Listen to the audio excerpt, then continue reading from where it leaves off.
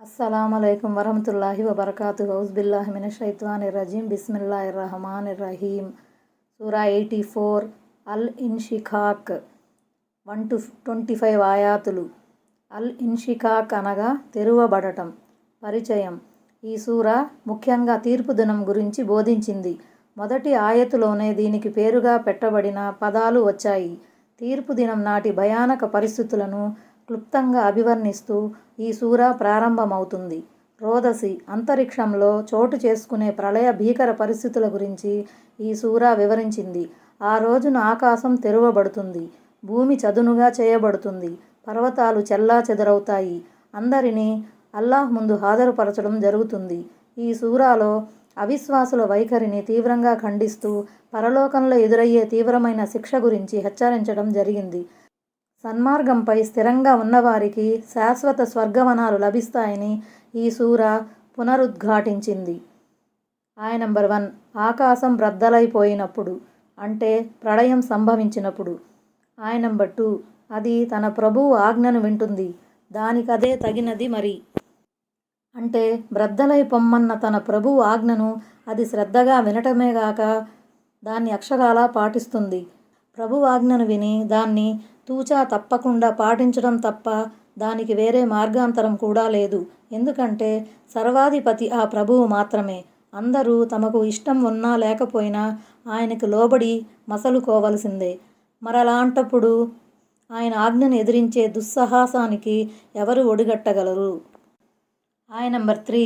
మరి భూమి సాగదీయబడి విస్తృతపరచబడినప్పుడు, అంటే భూమి పొడవు వెడల్పు మరింత పెంచబడుతుంది, లేదా నేలపై ఉన్న పర్వతాలు తుత్తునీలుగా చేయబడి నేలంతా చదునుగా చేయబడుతుంది. అందులో అప్పుడు ఎలాంటి ఎత్తుపల్లాలు ఉండవు. ఆయా నంబర్ 4. అది తన లోపల ఉన్నదంతా బయటపడేసి ఖాళీ అయిపోతుంది. అంటే భూమి లోపల ఖననమై ఉన్న మృతులంతా బ్రతికి బయటకు వస్తారు. భూమి తన లోపల నిక్షిప్తమై ఉన్న నిధులు, నిక్షేపాలన్నింటినీ బయటకి కక్కేసి అది మాత్రం నిక్షేపంగా ఉండిపోతుంది. ఆయా నంబర్ 5. అది తన ప్రభువు ఆదేశాన్ని ఖచ్చితంగా వింటుంది, దానికదే శోభాయమానం మరి. భూమి ఆకాశాలే తమ ప్రభువు ఆదేశాలను యథావిధిగా పాలిస్తున్నప్పుడు మనిషికి మాత్రం ప్రభువు ఆజ్ఞలను ఎదిరించే అధికారం ఎక్కడుంది? ఆయా నంబర్ 6. ఓ మానవుడా, నువ్వు నీ ప్రభువుని చేరుకునే వరకు ఈ సాధనలో, ఈ కఠోర పరిశ్రమలోనే నిమగ్నుడివై ఉండి తుదకు ఆయన్ని చేరుకుంటావు. ఇక్కడ మానవుడన్న పదంలో మంచివారు, చెడ్డవారు, విశ్వాసులు, అవిశ్వాసులు అందరూ చేరి ఉన్నారు. కద్హూన్ అంటే కఠోర శ్రమ, క్లిష్ట సాధన అని అర్థం. కఠోర పరిశ్రమ మంచి కోసం జరిగినా చెడు కోసం జరిగినా శ్రమే కదా. దీని భావం ఏమిటంటే, ఓ మనిషి, ప్రళయం వచ్చినప్పుడు నువ్వు నీ ప్రభువుని ఎలాగూ కలుసుకుంటావు. ఆ సమయంలో నీవు చేసిన కర్మలు, అవి మంచివైనా చెడ్డవైనా నీ ముందు ఉంటాయి. వాటి ప్రకారమే నీకు పుణ్యఫలమో పాపఫలమో లభిస్తుంది. దీని వివరాలు తరువాతి వాక్యాలలో వచ్చాయి. ఆయా నంబర్ 7. ఆ సమయంలో ఎవరి కర్మల పత్రం అతని కుడి చేతికి ఇవ్వబడుతుందో. ఆయా నంబర్ 8. అతని నుండి తేలికపాటి లెక్క తీసుకోబడుతుంది.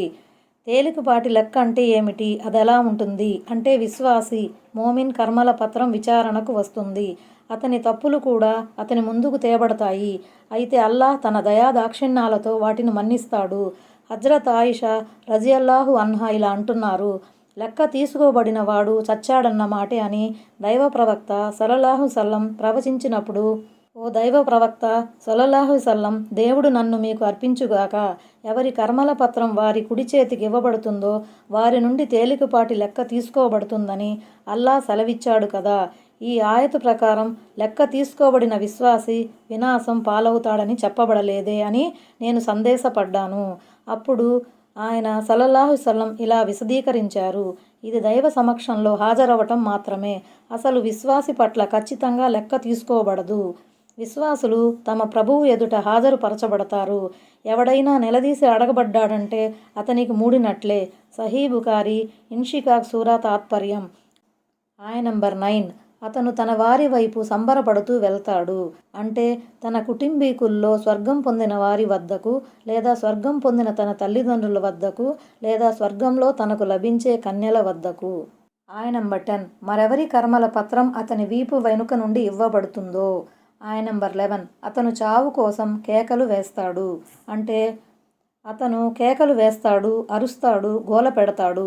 తాను సర్వనాశనమైపోయానని తల బాదుకుంటాడు. ఆయన నంబర్ 12 మరి అతను మండే నరకాగ్నిలోకి ప్రవేశిస్తాడు. ఆయన నంబర్ 13 ఈ వ్యక్తి ఇహలోకంలో తన వారి మధ్య తెగ సంబరపడేవాడు. అంటే అతను ప్రాపంచిక జీవితంలో తన మనోవాంఛలకు బానిసై భోగభాగ్యాలలో మునిగి తేలేవాడు. పొద్దస్తమానం వాడికి వాడి లోకమే తప్ప వేరే ధ్యాస ఉండేది కాదు. ఆయన నంబర్ 14 తానెన్నటికీ అల్లాహ్ వద్దకు తిరిగిపోనని తలపోసేవాడు. వాడి సంబరానికి కారణం పరలోకం పట్ల వాడికి విశ్వాసం లేకపోవటమే. ఈ విశ్వాసరాహిత్యం అతన్ని మరీ భౌతికవాదిగా, స్వార్థపరునిగా మార్చేసింది. హౌర్ అంటే మరలి వెళ్ళటం అని అర్థం. మహాప్రవక్త సల్లల్లాహు అలైహి వసల్లం ఈ విధంగా ప్రార్థించేవారు. అల్లాహుమ్మా ఇన్ని ఔజ్బిక మినల్ హౌరి బాదల్ కౌర్. ఓ అల్లా, విశ్వసించిన మీదట అవిశ్వాసానికి లోనవడం నుండి, విధేయత చూపిన తర్వాత అవిధేయుడుగా మారటం నుండి, మేలు వైపు మరలిన తర్వాత కీడు వైపుకు మొగ్గిపోవటం నుండి నేను నీ శరణు వేడుతున్నాను. ఆయన నంబర్ 15 ఎందుకు పోడు? నిజానికి అతని ప్రభువు అతన్ని బాగా గమనిస్తూనే ఉండేవాడు. తప్పకుండా తన ప్రభువు వద్దకు మరలిపోతాడు. తనకిష్టం ఉన్నా లేకున్నా అతని ఈ పయనం ఆగదు. అంటే అతను చేసే ఏ పని అతని ప్రభువు నుండి దాగిలేదు.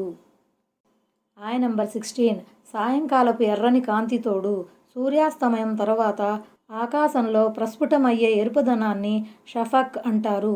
ఇషా నమాజు వేళ మొదలయ్యే వరకు ఈ ఎరుపుదనం ఉంటుంది. ఆయన నంబర్ 17 రాత్రి తోడు. అది తనలో లీనం చేసుకునే వస్తువుల తోడు. చీకటి పడగానే ప్రతి వస్తువు తన గమ్యం వైపుకు, విశ్రాంతి స్థలం వైపుకు వెళ్ళిపోతుంది. వేరే మాటల్లో చెప్పాలంటే రాత్రి చీకటి వాటిని తన ఒడిలోనికి తీసుకుంటుంది. ఆయన నంబర్ 18 పూర్ణ చంద్రుని తోడుగా చెబుతున్నాను. అంటే చంద్రుని దశలు రోజు రోజుకు పెరిగి పరిపూర్ణతను సంతరించుకున్నప్పుడు 13వ రాత్రి నుండి 16వ తేదీ రాత్రి వరకు చంద్రుడు పూర్ణ చంద్రుడుగా వెలుగొందుతాడు. ఆయన నంబర్ 19 నిశ్చయంగా మీరు క్రమేణా ఒక స్థితి నుండి మరో స్థితికి సాగిపోతుంటారు. తబక్ అంటే తీవ్రమైన, కఠినమైన అని అసలు అర్థం. ప్రళయ దినాన ఎదురయ్యే ప్రతి అవస్థ పూర్వపు అవస్థ కన్నా ఎంతో కఠినంగా ఉంటుంది. గత ఆయతులలో చేయబడిన ప్రమాణాలకు సమాధానం ఈ ఆయతులో ఇవ్వబడింది. ఆయన నంబర్ 20 అసలు వారికేమైపోయింది? వారు ఎందుకని విశ్వసించరు? ఆయన నంబర్ 21 వారి ముందు ఖురాన్ను పఠించినప్పుడు వారెందుకని సాష్టాంగపడరు? దైవ ప్రవక్త సల్లల్లాహు అలైహి వసల్లం గారు, ఆయన ప్రియ సహచరులు రజియల్లాహు అన్హు కూడా ఈ ఆయతు వచ్చినప్పుడు సజ్దా సాష్టాంగ ప్రణామం చేసేవారని హదీసుల ద్వారా రూఢి అవుతుంది. ఆయన నంబర్ 22 పైగా విశ్వసించని ఈ జనులు దీనిని ధిక్కరిస్తున్నారు. అంటే విశ్వసించాల్సింది పోయి దానిని త్రోసిపుచ్చుతున్నారు. ఆయన నంబర్ 23 వారు తమ లోపల దాచిపెట్టుకునే లోగుట్టును గురించి అల్లాహ్కు బాగా తెలుసు. అంటే వారు రహస్యంగా చేసే పనులు, వారు తమ అంతర్యాల్లో దాచిపెట్టే ధిక్కార వైఖరి ఏదీ అల్లాహ్కు తెలియకుండా లేదు. ఆయన నంబర్ 24 కాబట్టి వారికి బాధాకరమైన యాతనకు సంబంధించిన శుభవార్తను వినిపించు.